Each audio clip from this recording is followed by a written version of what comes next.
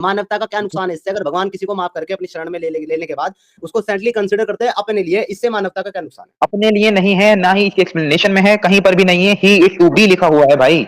मैंने अभी अभी इसको इतने अच्छे से एक्सप्लेन किया कि भक्ति योग की बात हो रही है। भक्ति योग में भगवत प्राप्ति का तरीका बताया गया है। भगवत प्राप्ति यानी भगवान को पाने का तरीका। कॉन्सेप्ट पढ़ के आओ। तुम लोगों को कॉन्सेप्ट नहीं पता है, तुम जैसे जाहिल को मैं नहीं बता सकता हूँ कि गीता क्या कहती है क्या नहीं कहती, वो तुम्हारी खोपड़ी में नहीं घुसेगा भाई। तुमने अभी जो कर्मफल सिद्धांत पे बात करते हुए कहा था भगवान ने बुरे काम किए और भगवान ने जो है भगवान को उसका फल भोगना पड़ा। अरे बेवकूफ, भगवान श्री राम ने बाली का वध किया था पेड़ के पीछे छिप करके, क्योंकि उस समय धर्म की मांग यही थी, क्योंकि बाली को यह वरदान मिला हुआ था कि उसके सामने जो भी युद्ध करने आएगा उसकी आदि शक्ति उसमें चली जाएगी। इसलिए भगवान राम अगर उसके साथ सामने से युद्ध करने जाते हैं तो भगवान राम की आदि शक्ति उसके पास चली जाती है, भगवान राम के पास बचती आदि, और उसके पास पहले से अपनी शक्ति थी, तो भगवान राम उसको सामने से पराजित नहीं कर सकते थे। इसलिए उसको पेड़ के पीछे छिप करके मारा धर्म की रक्षा के लिए, परंतु अधर्म के तरीके से मारा गया। धर्म की रक्षा के लिए काम किया था, परंतु तरीका गलत था एक इंसान को पेड़ के पीछे छिपकर मारने का। इसी वजह से अगले जन्म में बाली एक बहेलिया बना और भगवान राम ने अवतार लिया कृष्ण के रूप में, और उसका तीर जो है बाली का भगवान श्री कृष्ण के पैर में लगा, जिससे उन्होंने शरीर छोड़ा। तो उनको भी कर्मफल सिद्धांत भुगतना पड़ा है। हम वाक और अभिव्यक्ति की स्वतंत्रता के बारे में भारतीय संविधान के अनुच्छेद 19 से पुरजोर समर्थन करते हैं। उदाहरणों, छवियों और संदर्भों सहित यह वीडियो केवल मनोरंजन, सूचना और शैक्षिक उद्देश्यों के लिए प्रदान किया गया है और चैनल किसी भी अवैध गतिविधियों को बढ़ावा या प्रोत्साहित नहीं करता है। हमारा मकसद केवल समाज जागरूक करना है। जय हिंद दोस्तों, अरबी गुलामों के जितने भी बड़े बड़े स्कॉलर हैं वो बिना किसी दूसरे दीन धर्म और मजहब की बैसाखी लिए किसी भी एक्स मुस्लिम से 2 मिनट भी बात नहीं कर सकते। अब तक तो ये बात पूरी तरह प्रूव हो चुकी है। इन अरबी गुलामों को इनकी किताबों में भरी गंदगी जब एक्स मुस्लिम खोल खोल कर दिखाते हैं तो बड़े से बड़े आलिमों के मुंह से निकलता है ऐसा तो दूसरी किताबों में भी लिखा है। पर ये दूसरों की किताबों को गलत बताते हैं लेकिन अपनी किताबों को खालिक़े कायनात की किताब बताते हैं। इन अरबी गुलामों को खुद ही नहीं पता होता कि ये बोल क्या रहे हैं। ये अरबी गुलाम जिस गैर मजहबी देश में रहते हैं वहाँ के लोगों पर अपना अकीदा थोपना चाहते हैं, उस देश पर अपना कब्जा बनाने की नीयत रखते हैं। लंदन, फ्रांस, जर्मनी और खुद अपना भारत इस बात का जीता जागता उदाहरण है। इन अरबी गुलामों को जरा सी भी छूट मिल जाए तो ये लोग अपना मकसद पूरा करने में पीछे नहीं हटेंगे। भारत में रहने वाले ये अरबी गुलाम शुरू से ही भारतीय संस्कृति को नुकसान पहुंचाते आए हैं, जिसमें उनका साथ सो कॉल्ड खुद को सेकुलर कहने वाले लोगों ने सबसे ज़्यादा दिया है। पर इस्लामिक कल्ट ने मौका मिलते ही इन लोगों को भी डसना नहीं छोड़ा। फिर भी कुछ लोगों को अकल नहीं आ रही है। आइए देखते हैं भारत में रहने वाले ये अरबी गुलाम किस हद तक भारतीय संस्कृति से नफरत करते हैं। आप मुस्लिम हैं भाई? जी, आपने मेरा अभी नाम लिया था स्ट्रीम में तो मैं इसलिए आया हूँ भाई, किसी ने बताया था मुझे। अच्छा, क्या कोई नाम लिया था? कोई अभी नईम करके आए थे, उन्होंने कुछ भगवत गीता का कहा था तो आपने बोला कि ये वही तो नहीं है जिसको बैन करा था। अच्छा, नहीं वो मैं समझ गया। ये तो कबूतर है। जी, प्यारे भाई, प्यारे मोमिन प्यारे प्यारे कबूतर भाई, आपका बहुत बहुत इस्तकबाल है। बस आज कबूतरबाजी मत करना, उस दिन आपने कर ली थी। अब आज अपने बारे में और इस्लाम के बारे में बात करें, ठीक है भाई? जी, गो अहेड जी, मिस्टर। आपने ये कहा क्या, अभी किसी ने ये कहा कि अगर वो आएंगे तो फिर उनसे बात होगी, आपने कहा वो भी आ जाए तो उनसे भी बात हो जाएगी, इसलिए आया भाई मैं। अच्छा ठीक है, तो तुमसे भी बात कर लेंगे ना। चलो तुम ही कर लो इस टॉपिक पे बात। करोगे गीता वर्सेस कुरान पे बात? उस दिन तो तुम जो भागे थे और तुमने जो अरे जवाब भाई नहीं दिया, बैन करा था, मुझे बैन करा था, मैं भागा नहीं था भाई, बैन करा था। तुमने इसलिए करा था क्योंकि तुम एक हिपोक्रेट आदमी हो। तुम जो है गीता के उस श्लोक के ऊपर ऐतराज जी करते हो जिसमें जी श्री कृष्ण ये कहते हैं कि अगर कोई डिवोटी जो है वो अपने पापों का प्रायश्चित करके उसकी सजा भुगत करके अगर मेरे जो है पास आ जाता है, मेरी शरण में आ जाता है, तो उसको सैंटली कंसिडर करता हूं मैं। इस पर आप ऐतराज करते हो, तो वहीं आप जो है कुरान की उस आयत को सही मानते हो। इसमें आपका खुदा कह रहा है कि शिर्क के अलावा अल्लाह जिस गुनाह को चाहेगा उसको माफ कर देगा। तो भाई उसको फिर आप बुरा क्यों नहीं मानते अगर आप इसको गलत मान रहे हो? अगर आप उसको सही मान रहे हो तो फिर आपको गीता के श्लोक को भी सही मानना चाहिए। तो आपका जो स्टैंड है ना, वो मेरे भाई डबल स्टैंडर्ड है, हिपोक्रेट वाला है, इसलिए आपको उस दिन बैन कर दिया गया। बहुत अच्छी बात कही समीर भाई आपने। अच्छा, एक आपने बोला कि मैं हिपोक्रेट हूँ, लेकिन हिपोक्रेसी मेरी ये समझ में नहीं आई। पहले आप बोले कि मैं भाग गया टीम से, फिर आप बोले कि नहीं मैंने बैन करा, तो दो बातें तो आपकी यहीं पे पकड़ी गई। पहले दूसरी आप बात, पहले यार सुनो आप मेरी बात। समीर भाई, अरे यार मैं भाई, बड़े प्यार से हूँ आपके पास। आप पहले सुनो सुनो, पहले पहले 2 बार तुम भागे थे जवाब देने से। भागने का समीर मतलब भाई इन मैं द बड़े सेंस प्यार ये से नहीं आपके है। पास, आप बोलने नहीं देते हो मुझे। रोना भागने का मतलब ये नहीं है कि तुम अपने घर से चप्पल हाथ में ली और तुमने दौड़ लगानी शुरू कर दी। भागने का मतलब ये है कि तुम बातचीत में स्टैंड से भाग गए और तुम जवाब नहीं दे रहे थे।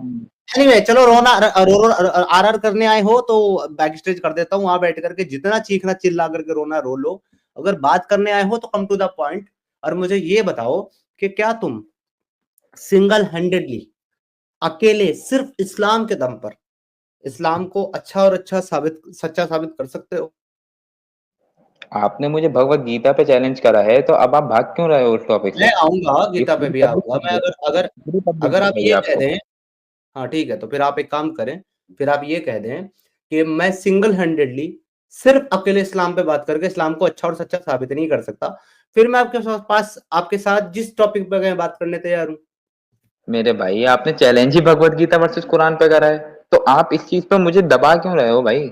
मैं हर चीज पे जवाब दे सकता हूँ, लेकिन अरे भगवत भाई, गीता का मुझे जवाब नहीं देना उस पे बात करने के लिए इक्वली आपको चीजें समझनी और एक्सेप्ट करनी होंगी ना।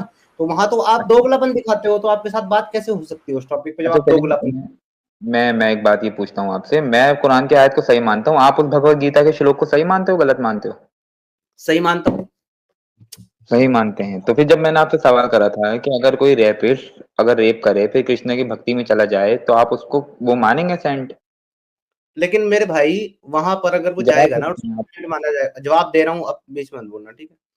हाँ, सेंट उसको तब मानेंगे जब वो अपने पाप की सजा भुगत करके माफी मांग करके जाएगा। सजा भुगत करके, सजा से तो बच ही नहीं सकता ना कोई। ये तो सजा कहाँ कर्मफल का भुगता है सिद्धांत है भाई? जीवन की कि बात चल रही है, इसी जीवन में रेप कर। जब जब मैं जवाब दूंगा ना, जब मैं जवाब दूंगा तो आप बीच में नहीं बोलेंगे, ठीक है? पूरा जवाब सुनेंगे, क्योंकि सवाल आपने किया है, मैंने नहीं किया। और जब आप सवाल कर रहे हैं और मैं जवाब दे रहा हूं, तो ये आपकी जिम्मेदारी है कि आप उसे पूरा मुकम्मल सुने। और उसके बाद अगर आपको उसमें कोई काउंटर करना है तो अपनी बारी का इंतजार करें, जब मेरा जवाब पूरा हो जाए तब आप काउंटर कर सकते हैं, बीच में आप काउंटर नहीं करेंगे। कर्मफल का सिद्धांत उस दिन भी मैंने आपको समझाया था। कर्मफल का सिद्धांत ही यही कहता है कि अगर किसी इंसान ने कोई पाप किया है, कोई गलत काम किया है, तो उसको उस पाप की उस कर्म का फल भुगतना ही पड़ेगा। खुद श्री कृष्ण जो है वो कर्मफल के सिद्धांत से नहीं बच पाए। श्री राम जो है वो कर्मफल के सिद्धांत से नहीं बच पाए।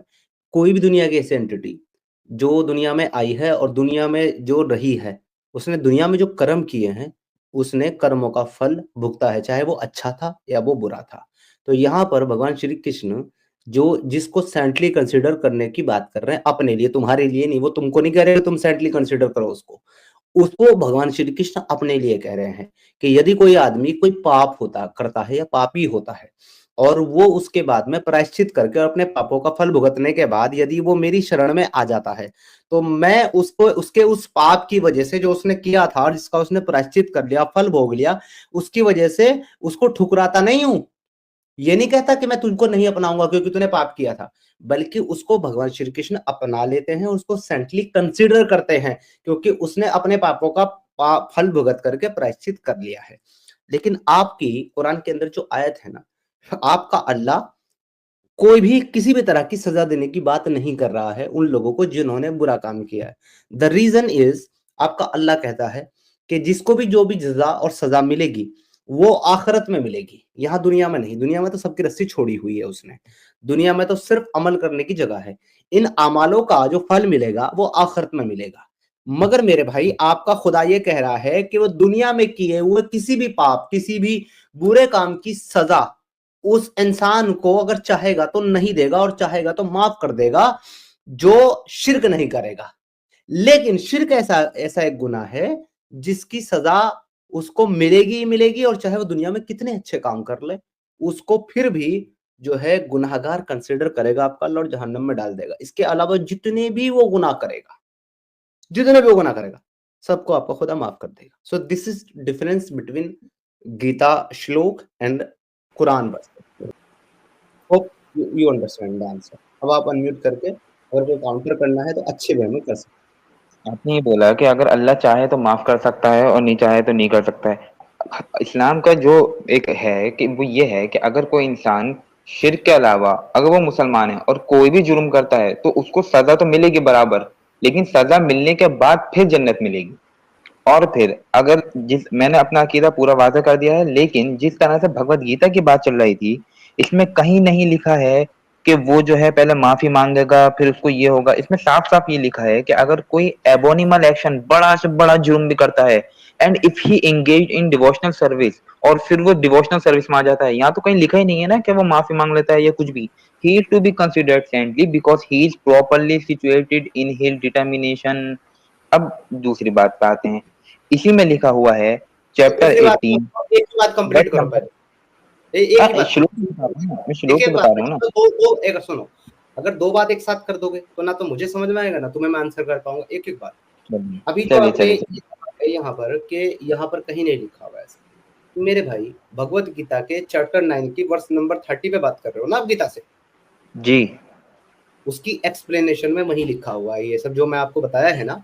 जब आप जी जाओगे वर्स नंबर 9 की 30 में, चैप्टर नंबर 9 की वर्स नंबर 30 में, तो मेरे भाई जी वहां आपको उसकी एक्सप्लेनेशन में नीचे ये सारी की सारी चीजें लिखी मिल जाएगी। और वहां पर जी जी सेंटली पढ़ा कंसीडर, जो मैंने आपको आपको जो एक थोड़ी गलतफहमी थी ना, वो भी होप सो कि क्लियर हुई होगी कि आपको पहले ऐसे लग रहा था कि भगवान श्री कृष्ण वहां पर ये कह रहे हैं कि सब लोगों को उसको सेंट मान लेना चाहिए। ऐसा नहीं है, भगवान श्री कृष्ण वहां सिर्फ अपने बारे में बात कर रहे हैं कि मैं उसको सेंटली कंसिडर करता हूँ। तो ये थोड़ा सा जो है ना आपको स्टडी करके आना चाहिए मेरे पास में। ऐसा नहीं कि किसी ने आपको एक एक श्लोक जो है ना ऐसे कोट करके बता दिया और आप बगैर यहाँ ये पढ़े और लिखा है कि समझे भगवान उसको कृष्ण आगे। तो को एक मिनट लेट मी कंप्लीट भाई, मैं बीच में नहीं बोला ना, लेट मी कंप्लीट। ओके तो मेरे भाई मैंने आपको एक चीज बताई है, जरूरी नहीं है हर श्लोक में वही एक बात आपके मुताबिक बोली जाएगी।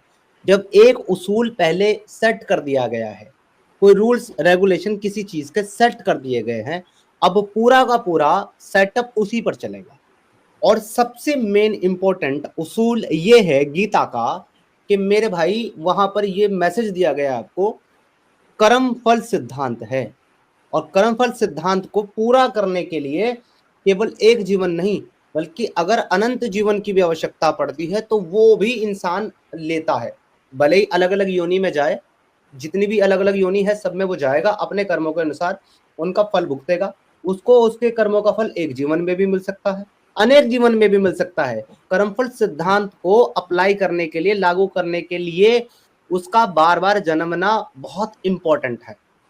उसका जो है अलग अलग जो है योनियों में पैदा होना बहुत आवश्यक है। उसके बिना कर्मफल सिद्धांत पूरी तरीके से लागू होता ही नहीं है। तो मेरे भाई ये दो चीजें बहुत बेसिक हैं। भगवान श्री कृष्ण जब गीता का ज्ञान देते हैं अर्जुन को, तो सबसे पहले जो चीज एक्सप्लेन करते हैं वो केवल और केवल दो चीजें हैं, एक तो पुनर्जन्म और एक कर्मफल सिद्धांत। उसके बाद ही वो बाकी ज्ञान देते हैं गीता का। तो जब स्टार्ट में ही उन्होंने बता दिया कि अगर आपको अपने कर्मों का फल भुगतने के लिए जो है अनंत जीवन भी लेने पड़ेंगे, जन्म भी लेने पड़ेंगे, तो आपको लेने हैं, परंतु आपको अपने कर्मों का फल भुगतना ही पड़ेगा। तो फिर मेरे भाई अब आप ये कह नहीं सकते कि इस श्लोक में नहीं लिखा हुआ उस श्लोक में नहीं लिखा, जब स्टार्ट में बता दिया गया। ये बेसिक है। और आपको पता है इस बेसिक से, जबकि इस धरती के अंदर, इस संसार के अंदर जितने भी अवतार हुए हैं विष्णु जी के, चाहे वो भगवान श्री कृष्ण खुद क्यों ना हो, चाहे श्री राम जी भी क्यों ना हो, भले ही दूसरा जन्म लेकर के उन्होंने अपने कर्मों के फल को भुगता है, मगर भुगता है। तो जब राम भी अवतार होने के बाद, कृष्ण भी अवतार होने के बाद अपने कर्मों के फल से नहीं बच पाए, उनको भुगतना पड़ा है, तो फिर एक आम इंसान क्या भगवान से बड़ा हो सकता है?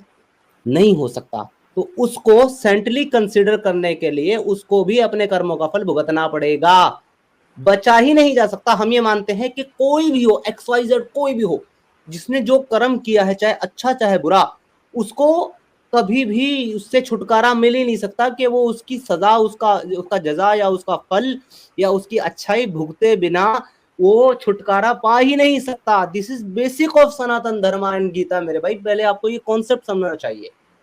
अगर यही कॉन्सेप्ट आपका क्लियर नहीं है तो आगे आप गीता पे बात नहीं कर पाएंगे।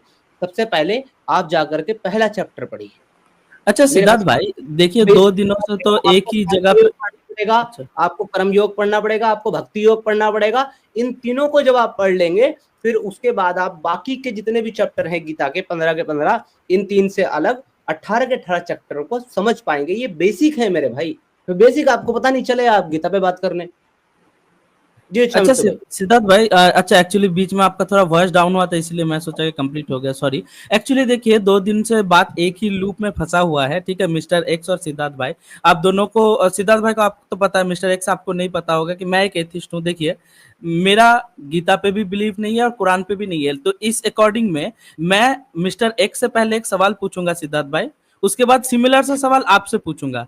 तो यहाँ से भाई भी जवाब तो ऑडियो, दे देना, बात करता है, अरे जवाब भाई तो दे देना। सिद्धार्थ सिद्धार्थ भाई ने जो कहा उसके उसके बाद जवाब नहीं बनता है।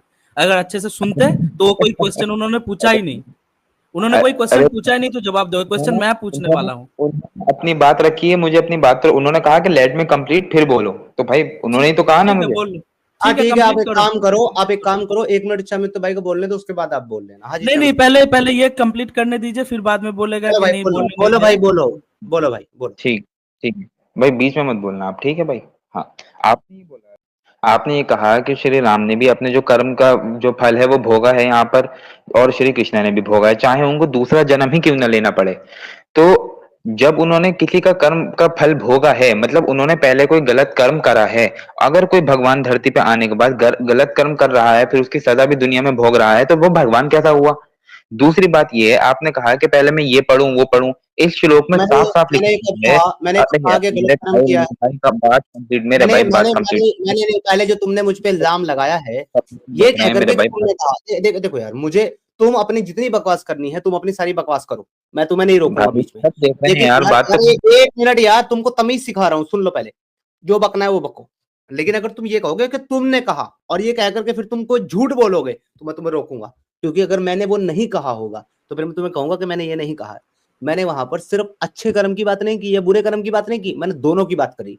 मैंने बोला कि अच्छे और बुरे कर्म जैसे भी कोई इंसान करेगा, चाहे भगवान ही क्यों ना हो, उसको उसका फल भुगतना पड़ेगा। भगवान श्री कृष्ण, भगवान श्री राम ने भी अपने कर्मों का फल भुगता है। मैंने ये कब कहा कि बुरे कर्मों का फल भुगता है? जो तुम मुझ पे इल्जाम लगा रहे हो कि उन्होंने बुरे कर्म करे, बुरे कर्मों का फल भुगता है, तो भगवान कैसे हुआ? तो तुम्हारा ये क्लेम ही नहीं बनता, तुम सुनते ही नहीं हो, पहले सामने पर वाला बोल पॉइंट तो ये था ही नहीं सिद्धार्थ भाई। बोलो। एक सेकंड दीजिए सिद्धार्थ भाई, हमारे यहाँ पे डिस्कशन क्या इस पे चल रहा था कि कौन भगवान है कौन नहीं है, मिस्टर एक्स? अरे भाई उन्होंने जो बात कही मुझे उसका एक जवाब तो देने सेकंड, दो। नहीं उस पे जवाब और जाएंगे, और लेकिन फिर क्या हमारा आपने कुछ इस, अरे रुक जा भाई, रुक बुरे जा रुक कर्म जा, बैक स्टेज करूंगा वरना, रुक जा। क्या हमारा ये डिस्कशन चल रहा था कि भगवान कैसे सही साबित होता है या गलत साबित होता है, इस चीज पे हम डिस्कस कर रहे थे? हमारा कहाँ से आ गया भाई, मेरा और सिद्धार्थ भाई की बात चल रही है, हमारा आप क्यों बीच नहीं मैं अच्छा मित्र बोलूंगा भाई, बीच एक में यहाँ सेकंड पे। रुके, एक अच्छा मित्र भाई, हाँ, इससे इससे सिर्फ बीच एक बात पूछे, इससे सिर्फ एक, इससे ऊपर मतलब ना ये रुकेगा नहीं बोलेगा। इससे सिर्फ एक बात पूछे ऊपर ऐड करके, कि इसने जो कहा है कि मैंने ऐसा कहा है, पहले तो ये झूठा मक्कार ये साबित करे कि मैंने ऐसा कहा है कि भगवान ने बुरे कर्म किए और बुरे कर्मों का फल भुगता। देखिए सिद्धार्थ भाई, इसका एक प्रॉब्लम है कि नॉर्मल डिस्कशन इसको समझ में नहीं आता है। एक्चुअली में आईक्यू लेवल इनका ऐसा होता है कि आप बोल कुछ और रहे हो, समझ कुछ और रहा है, और वो समझ के ये तुरंत दूसरे टॉपिक पे चला जा रहा है। भगवान कैसे हो सकता है कैसे नहीं हो सकता, ये हमारा पॉइंट था ही नहीं सिद्धार्थ भाई, और उस इसीलिए आपने ऐसी कुछ बात कही भी नहीं। यहाँ पे दो इसने अगर गलती अगर की इसका सिद्धार्थ भाई। क्राइटेरिया फिर भी ये है कि अगर कोई दुनिया में आकर के बुरे कर्म करता है और फिर उसके बाद उसका फल भुगतता है, तो फिर वो भगवान कैसे हो सकता है? तो अगर एक दुनिया में इंसान आता है नबी बन करके, और वो दुनिया में आकर के बुरे काम करता है, अल्लाह के हुक्म के खिलाफ काम करता है नबी होकर के, और फिर माफी मांगता है और अल्लाह उसे माफ कर देता है, तो वो नबी कैसे हो सकता है भाई? नहीं, ये तो दूसरा डिस्कशन चालू हो गया ना सिद्धार्थ भाई। देखिए यही वही पॉइंट है, और वही तो बात है यही ना इनका चमित्तु टेक्निक भाई, है कि इनको जो है डिस्कशन को इनको एक घुमाने का टॉपिक पे टेक्निक। बात करना भी तो नहीं होता ना, प्रॉब्लम यही तो है ना। इच्छा मृत्यु भाई, ये कभी भी एक टॉपिक पर रह के बात कर ही नहीं सकते, इनको टॉपिक चेंज करना होता है। इसका ये था कि भगवान श्री कृष्ण उसको सेंटली कंसिडर कैसे कर सकते हैं भाई, उसका मैंने जवाब दिया इसको। अब उस पर इसने मेरे पर झूठ बोला, मेरे पर इसने लांछन आरोप लगाया कि मैंने ऐसा कहा, जबकि मैंने वो नहीं कहा था, तो मैंने वहीं रोक दिया कि मैंने ऐसा नहीं कहा, तो तुम मेरा नाम लेकर के झूठ मत बोलो। फिर इसने टॉपिक भी चेंज कर दिया, तो ये सर इतने ही बड़े झूठे और मक्कार है। नहीं एक्चुअली मतलब लेवल, मतलब आईक्यू मतलब लेवल ऐसा सारी ही होता बात है मुझे एक्चुअली बैक टिक मोमिनों का। करके सारी बात कर दी है, मतलब मुझे हाँ बोलने ही सारे नहीं दिया। ऐसे, नहीं नहीं ऐसे ही बात किया जाएगा अगर तुम टॉपिक को डिबंक करोगे, या फिर टॉपिक सॉरी टॉपिक को मतलब दूसरे टॉपिक पे जाओगे जंप करके, तो हम बात करने नहीं देंगे। तुम टॉपिक पे रह के अगर पूरा पूरा घंटा बोलोगे हम बोलने देंगे। ऐसे भी अरे पुराने एग्जांपल्स है पूरा हमारे घंटा तो यहाँ आप पे। कभी किसी को बोलने ही नहीं दोगे भाई, आप मुझे हाँ 10 नहीं सेकंड बोलने भी देंगे, बोलने नहीं विदाउट दोगे। टॉपिक हम 10 सेकंड क्या 1 सेकंड भी नहीं बोलने फौरन देंगे। निकाल देगा मुझे। आउट ऑफ टॉपिक हम 1 तो सेकंड भी मेरे नहीं पास बोलने मिनट है। देंगे। हेलो, मेरी आवाज आ रही है? 1 सेकंड, हम ब्रह्म राक्षस हम लोग बात कर रहे हैं अभी अभी बात खत्म होने दीजिए, उसके बाद हमारा ये टॉपिक क्या था कि कैसे गॉड को प्रूव हो सकता है या फिर कौन गॉड हो सकता है कि नहीं हो सकता है, क्या हमारा ये टॉपिक था मिस्टर एक्स? मेरे भाई जो उन्होंने बोला है मुझे क्या उसका जवाब, हमारा ये अरे टॉपिक यार, था एक क्या? टाइम सेट कर नहीं दो, नहीं, एक टाइम सेट पहले कर दो ये कि बोल, इतनी नहीं देर में नहीं, कर दो, एक टाइम पहले सेट कर नहीं दो। नहीं, पहले सिद्धार्थ भाई 1 सेकंड दीजिए, 1 अरे वो सेकंड नहीं दीजिए। देगा, अरे वो सर नहीं देगा आपकी बात का जवाब, लेकिन ये बार बार इस आपकी इस बात का जवाब ना देकर के ये बोल रहा है कि मैंने बोला है। मैं अब इसको गालियां दूंगा जब इसको मैं बता चुका हूं कि मैंने वो नहीं बोला है जो तू कह रहा है। तो ये अगर नहीं आदमी बोला है तो मेरे जवाब तो सुन लो कम से कम पूरा। नहीं बोला है अगर जवाब तेरा तो सुन लो। जवाब मैं तब सुनूंगा जब तू ये मानेगा कि मैंने ऐसा नहीं बोला, ऐसा तू बोल रहा है, झूठ क्यों बोल रहा है? भगवत गीता का जवाब। तू ये बोल के ये मैं बोल रहा हूँ, मेरा नाम लेकर के झूठ क्यों बोल रहा है कि मैंने बोला? मैंने तो नहीं बोला जो तू बोल रहा है। भाई अगर ये तो पब्लिक को देख लेगी ना क्या आपने बोला है नहीं बोला है, यही। चल ठीक है, पब्लिक देख लेगी ना, पब्लिक पे छोड़ देते हैं। तो फिर तू जा अपना रजाई ओढ़ करके जाकर के सो जा, तेरे साथ डिस्कशन नहीं हो सकता, क्योंकि मैं एटलीस्ट कंपेयर, अगर मैं एक डिबेट करता हूँ, कंपेयरिंग डिबेट, जैसा कि गीता वर्सेस कुरान का टॉपिक है, तो एटलीस्ट मैं उस आदमी से करूंगा जो ईमानदार हो। जो तेरे तरह बेईमान हो उससे डिस्कशन करना मेरी कोई मजबूरी नहीं है। और पहली बात तो यह है कि तेरी कोई वैल्यू नहीं है भाई, तेरी कोई औकात भी नहीं है इस टॉपिक पे बात करने के लिए कि तू गीता पे बात करेगा, क्योंकि मैं तुझे जो है गीता प्रेजेंट करके ये नहीं बोल रहा कि तू गीता को मान या तू भगवान श्री कृष्ण को मान या तू सनातन में आ जा। तुम लोगों को पिछवाड़े में बीमारी है सारी दुनिया में इस्लाम को फैलाने की और इस्लाम की तबलीग करने की, और मैं यहाँ एक्स मुस्लिम के नाते बैठा हुआ हूँ इस्लाम पर बात करने के लिए। तो तुझे अगर 100 बार तुझे लगता है मेरे भाई, 100 बार तेरी फटती है कि इस्लाम को अच्छा और सच्चा साबित करना चाहिए, तो तू आके इस्लाम पे बात कर।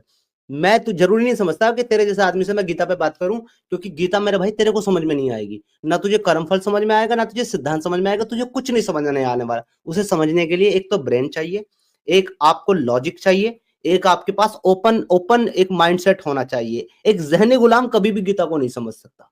और मैंने तुझे ये चैलेंज किया था पिछली स्ट्रीम में कि तुझे मुझे गीता से एक ऐसा श्लोक दिखाना है जो अगेंस्ट ऑफ ह्यूमैनिटी हो, पूरी इंसानियत के खिलाफ हो। जो तू जिस टॉपिक को तू लेकर के आया या जिस श्लोक को तू लेकर के आया 9 की 30 को, वो अगेंस्ट ऑफ ह्यूमैनिटी किसी भी तरीके से नहीं है।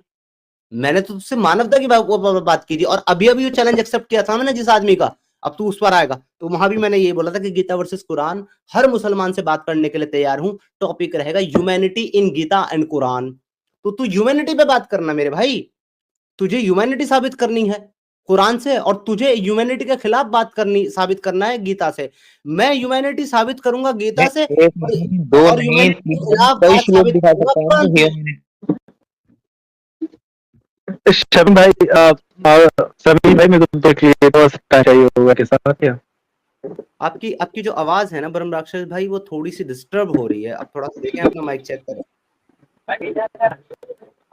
अरे एक्चुअली भी आ रही है आवाज? ये बात पूरी करने का एक आवाज आ रही है मिनट। लेकिन कट कट। अरे यार ये तो इतना बड़ा मोमेंट नंबर भाई बना दे, रुक जा। ये नहीं देता यार सच में। आपकी आवाज आ रही है लेकिन कट कट के आ रही है थोड़ी सी। अच्छा कि मैं अच्छा कि ठीक है, कोई सुनिए, माइक ठीक करे जोड़, ठीक है? जी जी ठीक है, आप देखिए थोड़ा माइक ठीक कीजिए अपना। हाँ भाई ये मोमिन भाई, मिस्टर एक्स समझ नहीं पा रहा है कि उसको आउट ऑफ कॉन्टेक्स्ट हम एक वर्ड नहीं बोलने देंगे, वो जितना भी चाहे रोल ले, विक्टिम कार्ड खेल ले। वो अगर मिनट भाई इसको बोलने दो, इसको इसको सुनो, कोई बात नहीं, रुक जाओ थोड़ा सा 2 मिनट, इसको भी बोलने दो, देखे तो कि बोलता क्या है, इसको उसकी बात कंप्लीट करने दो। लेट जी हिम भाई, कंप्लीट। बोलो भाई। शुक्रिया भाई।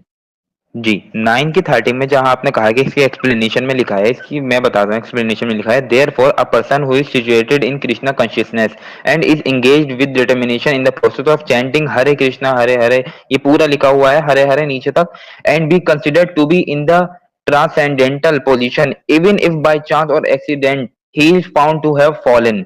अगर गलती से भी कोई जुर्म कर देता है या फिर बाय चांस या फिर खुद से भी कोई जुर्म कर देता है और फिर वो पढ़ता है कृष्णा हरे हरे हरे हरे, तो फिर वो सेंटली कंसिडर्ड करा जाएगा। पहला श्लोक जो कि इंसानियत के खिलाफ है।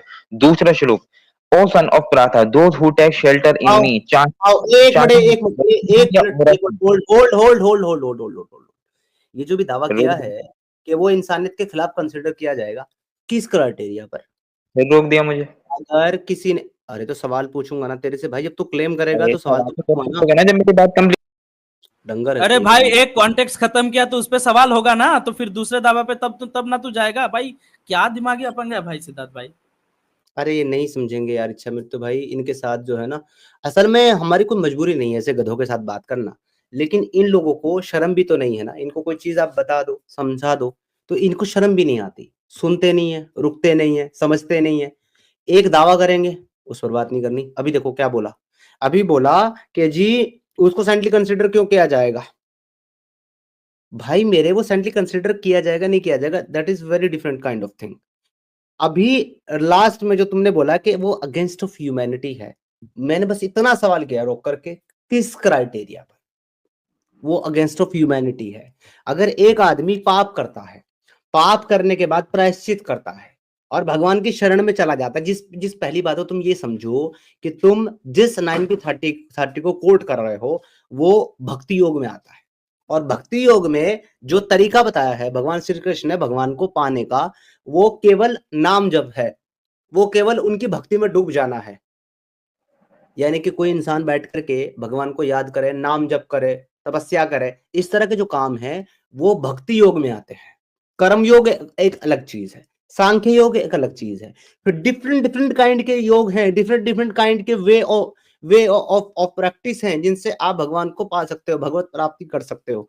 जिसकी बात कर रहे हो वो भक्ति योग में आता है, और भक्ति योग में महावर नाम जप की महिमा बता रहे हैं भगवान श्री कृष्ण कि यदि कोई पापी भी हो और वो भी नाम जप करे तो और मेरी शरण में आ जाए तो मैं उसको सेंटली ही कंसिडर करता हूं। वहां अपना और उस बंदे के बीच का मामला डिस्कस कर रहे हैं भगवान श्री कृष्ण, इससे इस दुनिया श्लोक को में कोई कहीं फर्क है नहीं कि पड़ रहा। मैं सेंटली कंसिडर करता हूँ, इसमें लिखा ही इज इससे टू बी दुनिया को कंसिडर्ड क्या सेंटली, नुकसान है? ही अब इज मुझे एक टू सवाल बी, बता दो, मुझे एक सवाल का यानी जवाब लिखा दे दो। था I will consider him saintly, he दुनिया इज टू का बी। क्या नुकसान है, मानवता का क्या नुकसान है इससे? अगर भगवान किसी को माफ करके अपनी शरण में लेने के बाद उसको सेंटली कंसिडर करते हैं अपने लिए, इससे मानवता का क्या नुकसान है? अपने लिए नहीं है, ना ही इसकी एक्सप्लेनेशन में है, कहीं पर भी नहीं है, ही इज टू बी लिखा हुआ है भाई।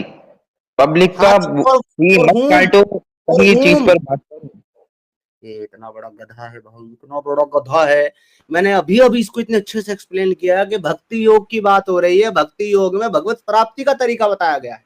भगवत प्राप्ति यानी भगवान को पाने का तरीका। कॉन्सेप्ट पढ़ के आओ, तुम लोगों को कॉन्सेप्ट नहीं पता है, तुम जैसे जाहिल को मैं नहीं बता सकता हूँ कि गीता क्या कहती है क्या नहीं कहती, वो तुम्हारी खोपड़ी में नहीं घुसेगा भाई। तुमने अभी जो कर्मफल सिद्धांत पे बात करते हुए कहा था भगवान ने बुरे काम किए और भगवान ने जो है भगवान को उसका फल भोगना पड़ा। अरे बेवकूफ, भगवान श्री राम ने बाली का वध किया था पेड़ के पीछे छिप करके, क्योंकि उस समय धर्म की मांग यही थी, क्योंकि बाली को यह वरदान मिला हुआ था कि उसके सामने जो भी युद्ध करने आएगा उसकी आदि शक्ति उसमें चली जाएगी।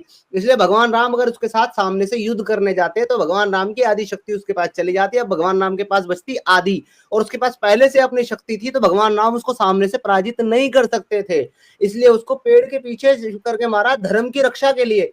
परंतु अधर्म अधर्म के तरीके से मारा गया, धर्म की रक्षा के लिए काम किया था परंतु तरीका गलत था एक इंसान को पेड़ के पीछे छिपकर मारने का। इसी वजह से अगले जन्म में बाली एक बहेलिया बना और भगवान राम ने अवतार लिया कृष्ण के रूप में, और उनका तीर, उसका तीर जो है बाली का भगवान श्री कृष्ण के पैर में लगा जिससे उन्होंने शरीर छोड़ा।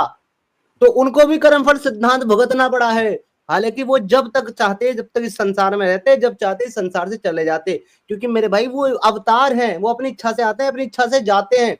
परंतु फिर भी उन्होंने इस दुनिया से जाने का जो तरीका चुना है वो ये चुना है कि पिछले जन्म में राम के जन्म में जब मैंने बाली का जिस प्रकार वध किया था उसको कर्मफल का सिद्धांत इक्वल करने के लिए मैं अपना शरीर इस प्रकार त्यागूंगा कि बाली का तीर मेरे पैर में लगेगा। अब तुझे ये समझाऊंगा तो तुझे समझ में आएगा ही नहीं, क्योंकि मेरे भाई तू रिलेट ही नहीं कर सकता उस चीज के साथ, उसके लिए पहले तुझे पूरा पढ़ना पड़ेगा। टॉपिक आपने छेड़ा, फिर मैं इस पर बात करूंगा तो फिर आप कहोगे मैं तू दफा हो, भाग जाए यहाँ से, दफा हो जाओ। मैं तुझे फिर एक बार बैन कर रहा हूँ, बोल के कर रहा हूँ। तूने कहा था पिछली बार मुझे बैन किया था, तुझे इसलिए बैन किया था क्योंकि तू डंगर है, तू बार बार टॉपिक चेंज करेगा, बार बार इधर उधर भागेगा, पर तू एक टॉपिक पे बात नहीं कर सकता। तूने मुझे जवाब नहीं दिया कि अगर तुझे भगवान श्री कृष्ण के उसको सेंटली कंसिडर करने से प्रॉब्लम है, तो तुझे अल्लाह के उस इंसान को माफ कर देने से प्रॉब्लम क्यों नहीं है, जो 100 कत्ल करके आएगा तो भी माफ करेगा, जिना करके आएगा तो भी माफ करेगा, लूट मार डाका डाल करके आएगा तो भी माफ करेगा, सिर्फ शिर्क को माफ नहीं करेगा। तुम्हारे मुफ्ती डोरेमोन से पूछा किसी ने कि एक आदमी रेप करता है और एक आदमी पूजा करता है,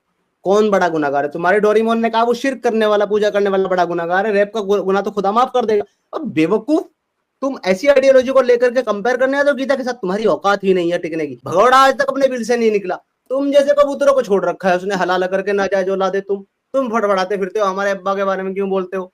अबे तुम्हारे अब्बा के बारे में इसलिए बोलता हूँ क्योंकि तुम्हारे अब्बा के पिछवाड़े में दम नहीं है आकर के बात करने का। इधर चलाओ जी कबूतर वाला मेम चलाओ, इनके लिए डंगर वही डिजर्व करते हैं।